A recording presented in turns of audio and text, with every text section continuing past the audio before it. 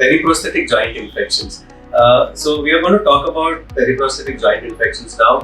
Periprosthetic joint infection यानी क्या होता है, like post surgery, post knee replacement या हिप रिप्लेसमेंट 1% से कम, like less than 1% चांसेस होते हैं वर्ल्ड ओवर इन्फेक्शन होने के। सो उसे हम लोग पेरीप्रोस्थेटिक जॉइंट इन्फेक्शन कहते हैं। पेरीप्रोस्थेटिक यानी प्रोस्थेसिस यानी जो हम लोग आर्टिफिशियल जॉइंट डालते हैं और उसके आजू बाजू में जो इन्फेक्शन होता है, that will be the literal translation periprosthetic joint infection. अभी मैंने जैसे कहा कि लेस देन 1% चांसेस होते हैं पेरीप्रोस्थेटिक जॉइंट इन्फेक्शन होने का, एंड उसके रीजंस क्या है, क्यों, किस वजह से ये हो सकता है। तो उसमें हम लोग इस तरह से डिवाइड करते हैं, एक तो पेशेंट फैक्टर्स, एक सर्जन फैक्टर्स और एक एनवायरमेंटल फैक्टर्स। अभी इसमें सबसे इम्पोर्टेंट है पेशेंट फैक्टर्स, बिकॉज अगर पेशेंट की इम्यूनिटी ही लो है तो उनको इन्फेक्शन होने के चांसेस बहुत ज्यादा हो जाते हैं। लाइक पेशेंट जिनमें अनकंट्रोल्ड डायबिटीज है, उनकी शुगर कंट्रोल में नहीं है, या जिनको स्टेरॉइड्स चालू है कोई भी दवाई की वजह से, कोई और बीमारी की वजह से, लाइक आर्थराइटिस है और उनको स्टेरॉइड्स चल रहे हैं। पेशेंट अगर बहुत ज्यादा स्मोक कर रहा है या टबैको च्यूअर है या और कोई मेडिसिन से जिससे उनकी इम्यूनिटी डाउन होगी, या जस्ट रिसेंटली वायरल इन्फेक्शन हुआ है, पेशेंट डायलिसिस पे है, तो ये लोग जो है वो इन्फेक्शन को ज्यादा प्रोन होते हैं। दूसरा, अगर पेशेंट बहुत ही ज्यादा ओवरवेट है तो भी उनके चांसेस इन्फेक्शन के ऑलमोस्ट डबल हो जाते हैं। इसलिए हम लोग ये रेकमेंड करते हैं कि अगर आपका वेट बहुत ज्यादा है, आप ओवरवेट हो या आप ओबीज हो, तो आपको वेट लॉस कराना ज्यादा इम्पोर्टेंट है बिफोर सर्जरी। सो ये रहे patient factors. Second, surgeon factors. अब सर्जन फैक्टर्स में क्या आता है कि सर्जिकल टाइम कितना है, सर्जरी का टाइम, सर्जरी के टाइम सॉफ्ट टिश्यू डिसेक्शन कैसा है, कि कितना क्लीन सर्जरी हो रहा है।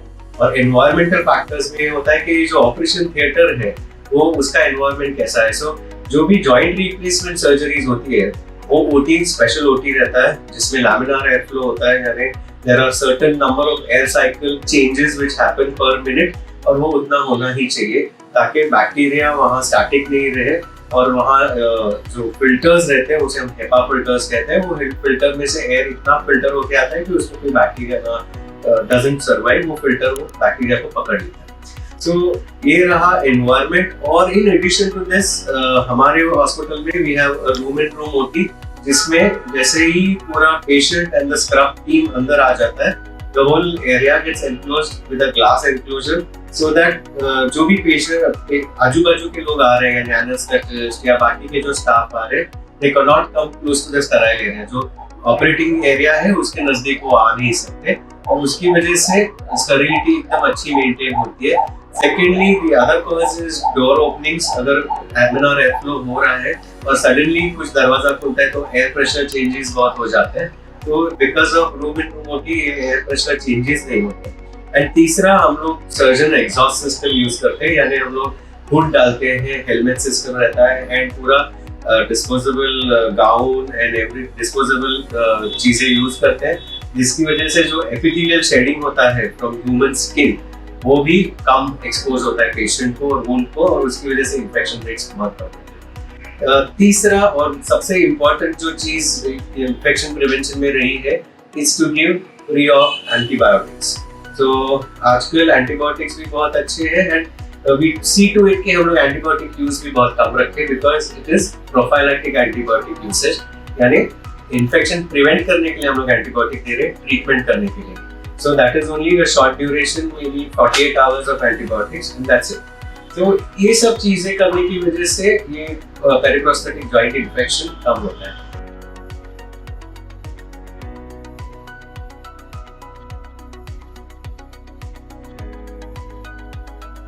अगर ले पर्सन को पूछे क्या है जॉइंट इन्फेक्शन, यानी ऑपरेशन होने के बाद पेशेंट को दर्द चालू ही रहता है, घुटने में सूजन बहुत ज्यादा आ जाता है, वो लाल रहता है, और कभी कभार जब वो इन्फेक्शन काफी सीवियर हो जाता है तो जो टाके रहते हैं वहां में से पस भी आना चालू हो जाता है। तो ये तो श्योर शॉट इन्फेक्शन है।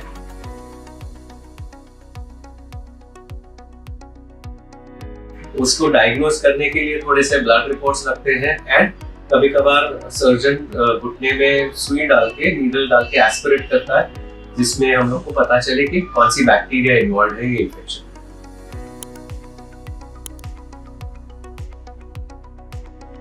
ट्रीटमेंट कहेंगे अगर जॉइंट इन्फेक्शन का तो ये थोड़ा लॉन्ग प्रोसेस है, बिकॉज इसमें फर्स्ट हमें आइडेंटिफाई करना है कि कौन सा ऑर्गेनिज्म है।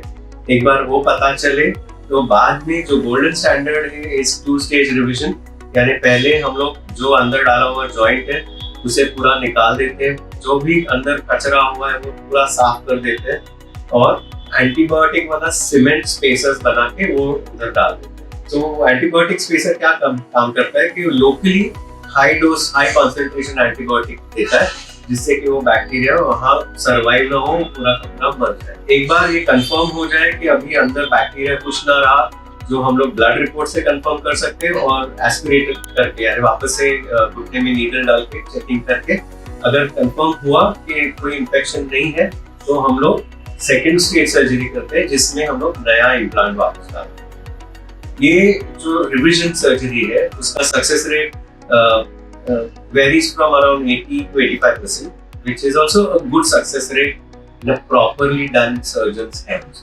तो ऐसा नहीं है कि कोई भी करे और उसका रिजल्ट अच्छा आएगा, वो प्रॉपरली करना बहुत बहुत जरूरी है। अगेन ये टीम वर्क है, इसमें सिर्फ ऑर्थोपेडिक सर्जन नहीं, orthopaedic surgeon, general physician and ID specialist यानी इन्फेक्शियस डिजीज स्पेशलिस्ट, ये पूरी टीम मिलके इसका ट्रीटमेंट करती है। पेरिप्रोस्थेटिक जॉइंट इन्फेक्शन डायग्नोसिस हो गया है और 2 ऑप्शन है, एक तो हमें इसका ट्रीटमेंट करें या इसका ट्रीटमेंट ना करें। अगर हम ट्रीटमेंट नहीं करते हैं तो क्या हो सकता है? एक वर्स्ट केस सिनेरियो यानी अगर बहुत ही ज़्यादा इन्फेक्शन रहा, पेशेंट की इम्यूनिटी कम रही, तो वो पूरा इन्फेक्शन बॉडी में स्प्रेड होके, जिसे हम लोग सेप्सिस कहते हैं, ऐसा हो सकता है एंड वो फिर मेडिकल इमरजेंसी हो जाएगी एंड हमें उसका ट्रीटमेंट इमरजेंसी बेसिस पे करना ही पड़ेगा। सपोज बैक्टीरिया इतना स्ट्रॉन्ग नहीं है, पेशेंट की इम्यूनिटी अच्छी है, तो यूजुअली ये इन्फेक्शन लोकलाइज्ड हो जाता है घुटने में ही एंड लेकिन वहाँ पे वो काफ़ी डैमेज करते रहता है। तो एक बार अगर वो घुटने में ही इन्फेक्शन काफ़ी टाइम रहा तो वो बैक्टीरिया वो बोन को खा लेती है और उधर काफ़ी सारा बोन लॉस हो जाता है। तो जब भी रिविजन सर्जरी करनी पड़ेगी तो वो काफ़ी मुश्किल हो जाता है। इसलिए ऑलवेज बेटर है कि जल्दी ट्रीटमेंट करें और जल्दी सोल्यूशन फाइंड आउट करें इसके लिए, बिकॉज जितना जल्दी हम उसकी ट्रीटमेंट चालू करेंगे उतने अच्छे चांसेस है वो पूरा क्योर होने का। कभी कभार वेरी रेयरली अगर पेशेंट काफ़ी ओल्ड एज का है और काफ़ी सारे मल्टीपल कोमॉर्बिडिटीज़ है, यानी उनको काफ़ी सारे मेडिकल इश्यूज है, सर्जरी के लिए पेशेंट फिट नहीं है, तो 2 ऑप्शन रहते हैं। एक तो what we call as debridement and implant retention, तो DIER। तो उसमें हम लोग क्या करते हैं कि सिर्फ नी क्लीन अप करते हैं पूरे का पूरा और फिर वही इम्प्लांट रखते हैं और एंटीबायोटिक बीड्स जो अंदर ही अंदर एब्जॉर्ब हो सकते हैं ऐसे डाल के एक ही स्टेज में सर्जरी कर देते हैं।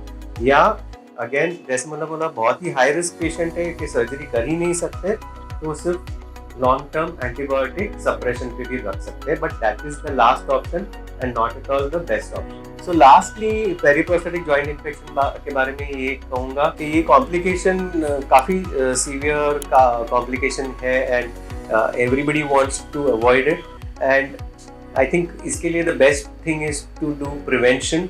The prevention is much better than the cure and as I said prevent करने के लिए हम लोग एज सर्जन्स एंड डॉक्टर्स उसके लिए बहुत सारे प्रिकॉशंस भी लेते हैं। I would like to request all the subscribers to share the video, share the channel and ask their friends also to subscribe to my channel. Thank you and we'll try to keep this content as far as possible in simple words in English so that सबको समझ में आए and informative. अगर आपके पास कुछ भी orthopaedic related questions हो जो मैं आंसर कर सकूँ, आप प्लीज़ कमेंट्स में लिख दीजिए ताकि नेक्स्ट जो भी मैं वीडियोस बनाऊँ उसमें मैं वो कंटेंट के बारे में इंफॉर्मेशन दूँ।